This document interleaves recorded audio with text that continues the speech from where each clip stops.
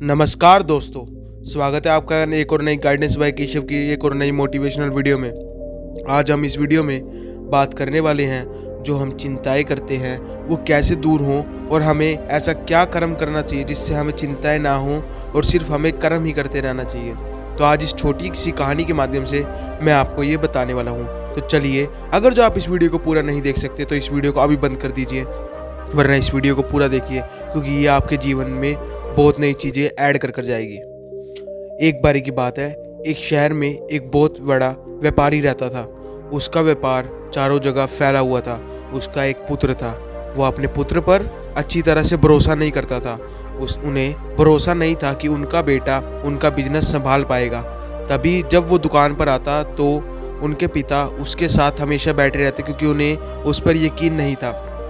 पर एक दिन बिजनेसमैन को रात को बहुत तेज हार्ट अटैक आ जाता है, जिसकी वजह से उसे हॉस्पिटल में लेकर जाना पड़ता है।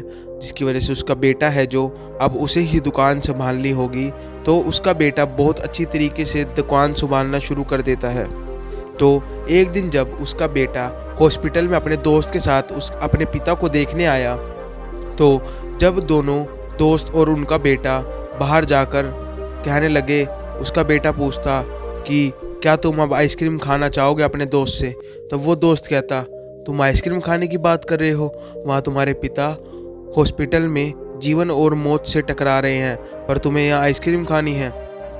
तभी वो बच्चा बहुत समझदारी से कहता है, श्री कृष्ण के जीवन से मैंने बहुत प्रेरणाएं ले रखी है। उनकी दो बातें मैं हमेशा याद रखता हूँ। पहली, सिर्फ हमें कर्म करना है, फल की इच्छा नहीं करना। जैसे कि मेरे पिता मुझ पर विश्वास नहीं करते थे कि मैं वो काम संभाल सकता हूँ, पर मैंने अपनी सिर्फ कर्म करा और उस काम को मतलब अपने बिजनेस को चलाना शुरू कर दिया, जिसकी वजह से अब पिता निश्चिंत होकर अपना इलाज करा सकते हैं। जिसकी वजह से मैंने सिर्फ अपना कर्म करा, ज़्यादा चिंता नहीं करी। और दूसरा, श्री कृष्ण के जीवन से ये प्रेरणा लेता हूँ। जो उनकी पत्नी थी रुक्मणी, उनका एक पुत्र था प्रद्युमन। वो जैसे ही 10 दिन को होता है तो उसका अपहरण हो जाता है। जिसके बाद वो उनकी जो पत्नी रुक्मणी थी वो बहुत ज़्यादा दुखी रहने लगी और बहुत ज़्यादा चिंता करने लगी, जबकि जो कर्म में लिखा है वो होना ही होता है। फिर उसके बाद जब उनका पुत्र 18 साल के बाद उन्होंने घर वापसी करी, मतलब कि प्रद्युमन 18 साल के बाद घर वापस आया। पर जैसे ही वो घर वापस आया तो रुक्मणी माता देखती है कि उन्होंने मायावती से शादी कर ली है, जो कि उनसे 20 साल बड़ी है। ये सोचकर वो दोबारा से बहुत ज़्यादा चिंतित होने लग गई।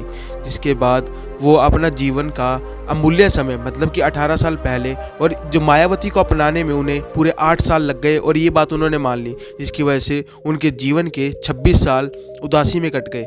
जिसके बाद श्री कृष्ण हमें कहते हैं कि ये तो पहले से ही लिखा हुआ था, तुम ज़्यादा चिंता करते हो। जो होना है वो कर्मों में लिखा है और जो होना है वो भगवान की ही देन है। तो तुम बेमतलब की चिंता कर क्यों अपना दिन और अपने अंदर उदासी लाते हो। जिसके बाद तुम्हें सिर्फ अपना कर्म करते रहना चाहिए।